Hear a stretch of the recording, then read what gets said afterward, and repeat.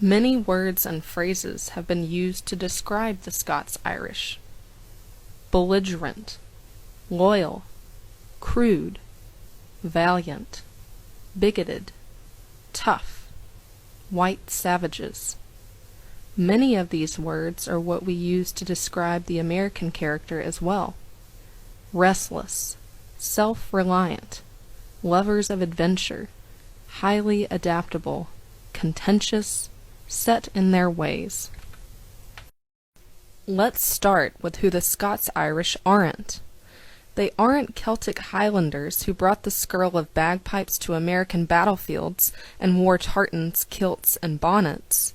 The Celts of the Scottish Highlands and the Lowland Scots saw themselves as completely different from one another. Even though their ancestors were originally Celts, the Lowland Scots could claim ancestry from Germans, Norwegians, Normans, English, Flemings, and Dutch, all peoples who had invaded the lowlands from the 7th century onward. The Highlanders spoke Gaelic and embraced Catholicism, while the Lowland Scots spoke English and rebelled against the Catholic Church, claiming the Protestant Presbyterian faith. The only thing that Highlanders and Lowlanders had in common, besides poverty, was a political line that separated Scotland from England.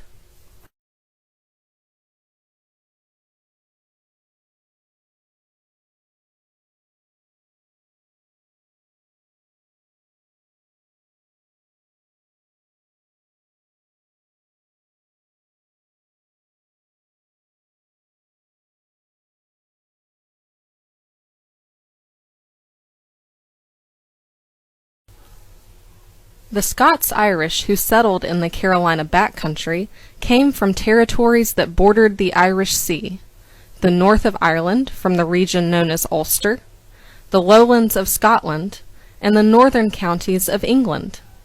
Many came from the border counties surrounding the Scottish-English border. The border area from whence they came shaped their cultural character. For 700 years, the kings of England and Scotland could not agree who owned the borderlands, so they constantly warred and raided. From the year 1040 to 1745, every English king but 3 suffered a Scottish invasion or became an invader of Scotland. This constant warfare created a climate of endemic violence. Some border clans took advantage of the upheaval to pillage and plunder their neighbors, a practice known as reiving. Rustling, or stealing livestock, was also quite common in the border regions. For protection from this cycle of violence, borderers organized their families into clans. The clans of the Scottish Lowlanders didn't have formal councils, tartans, sporrans, or bonnets, but they were clannish where it counted. They lived close to one another, claimed a common ancestry and identity, and joined together when danger threatened. Loyalty to family was more important than loyalty to the crown. This cycle of violence also shaped attitudes towards keeping order in the midst of chaos. The system of order revolved around violence, more specifically, retribution. The Scots Irish followed the principle of lex talionis, the rule of retaliation. They tried to do right, but when someone did something wrong against them, they had to punish that person to restore order and justice. They used violence as a tool to conquer peace. When it came to justice, people depended on themselves and felt that it was their duty, not the government's. Every man was sheriff on his own hearth.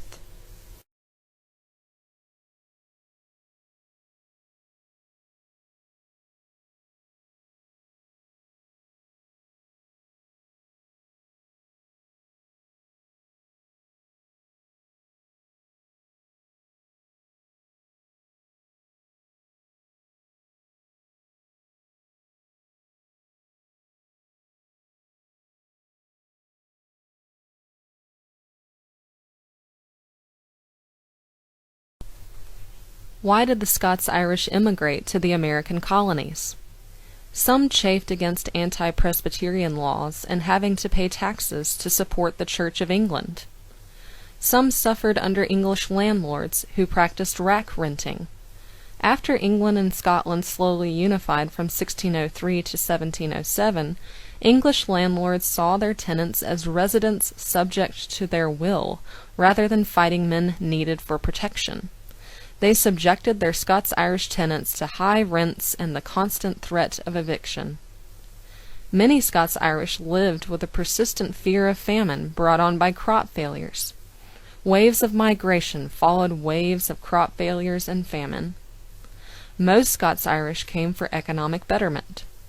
Those in Ulster had moved to the northern Irish province in the early 17th century at the urging of King James I of England. He had confiscated the Ulster lands of the Irish lords in an effort to subdue the Catholic Irish and created the plantation of Ulster. Lowland Scottish Protestants settled on this land to escape poverty. They prospered as weavers in the woolen and linen trades, but this prosperity caused protest from English merchants, who looked on them as a foreign nation. Parliament passed laws restricting the linen and woolen trade in Ulster, which brought economic hard times. The harshness of English laws and practices were burned into the memories of the Scots Irish. According to historian David Hackett Fischer, many immigrants brought to America an indelible memory of oppression, which shaped their political attitudes for generations to come.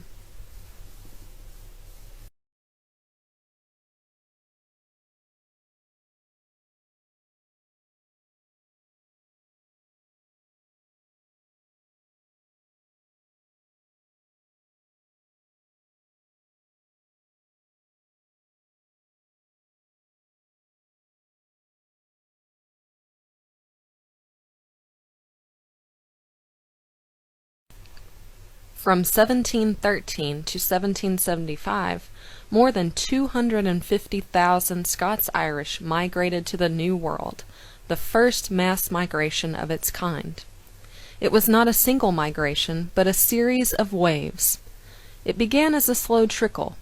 In 1636, a group of 140 Irish Calvinists sailed from Belfast to New England on the ship Eagle's Wing. The trickle continued through the 17th century. When Queen Anne's War ended in 1713, the migration began to accelerate in rocking waves that peaked in 1718, 1729, 1741, 1755, 1767, and 1774, right before the outbreak of the American Revolution. 2/3 of the 250,000-person migration occurred in the years between 1765 and 1775, with as much as 1/3 of the total coming to America in the 4 years before the Revolutionary War. Unlike past migrations, the Scots-Irish migration brought whole families to the colonies. A ratio of 100 women for every 149 men came to America, and people of all ages except the elderly were represented in large numbers. 25% were youth under 15, and nearly 40% were over 25. They came in through the ports of Philadelphia and Newcastle, Delaware, but they quickly started into the frontier backcountry, squatting on what they considered vacant land. Eastern elites in Pennsylvania and other colonies encouraged their westward movement. They believed that this population could serve as a buffer between their settlements and the threat of Native American attack. Many Scots-Irish continued moving south and west along the mountains of Maryland, Virginia, and the Carolinas. The Scots-Irish gradually became the dominant English-speaking culture in the backcountry, as the character of the American backcountry matched up almost perfectly to the culture they had experienced on the borderlands of England and Scotland and the Ulster plantation.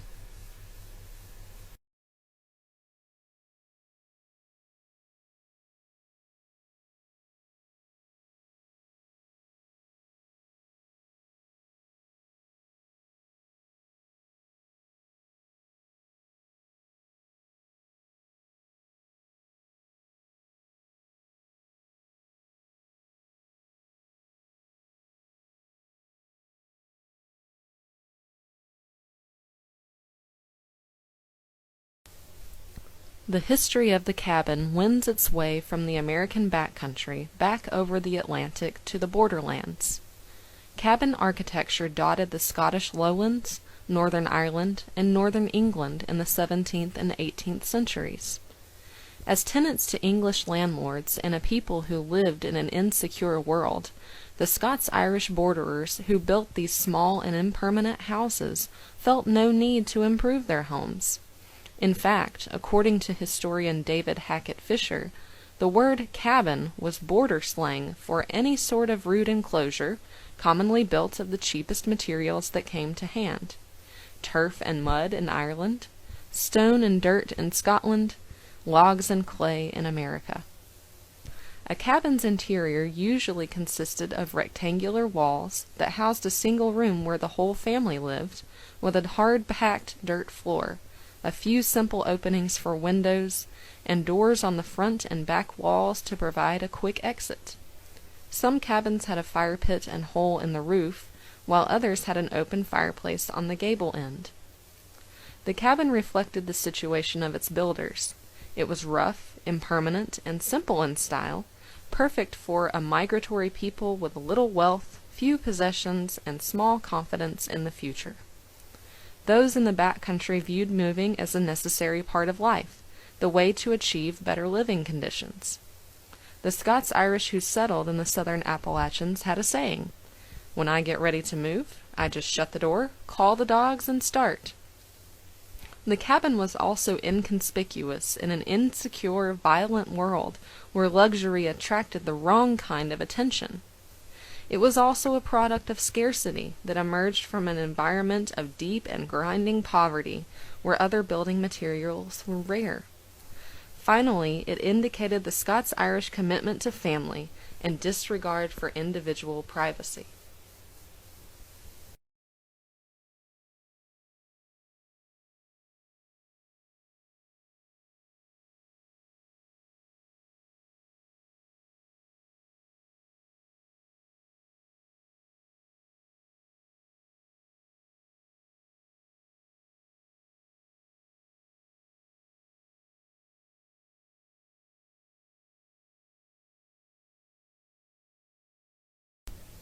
The borderers held a smattering of religious beliefs.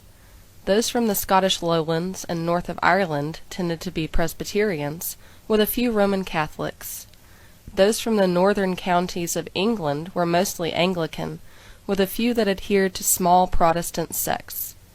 Many of the Presbyterian and Anglican Scots-Irish who migrated to the colonies followed New Light Christianity, which emphasized free grace and the habit of gathering in field meetings and prayer societies.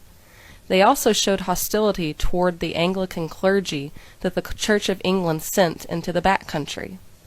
Scots-Irish Presbyterians, part of this New Light Christianity, outnumbered other religious groups in the backcountry and heavily influenced their communities. Charles Woodmason, an Anglican missionary in the backcountry, complained constantly about Presbyterian antics. When he tried to preach Anglican sermons, Presbyterians disrupted his services, rioted, started a pack of dogs fighting outside his church, loosed his horse, stole his church key, and gave 2 barrels of whiskey to his congregation before a communion service. Backcountry Presbyterians frequently invoked military metaphors in their sermons and music. They prayed for vengeance and enemies' destruction. When they were not fighting among themselves, they attacked the Native Americans with the same fury. These were the same Scots-Irish Presbyterians who answered Patrick Ferguson's threat to subject their homes to fire and sword with a march across the mountains to King's Mountain, who answered the Reverend Samuel Doak's call, "The sword of the Lord and of Gideon," with "the sword of the Lord and of our Gideons."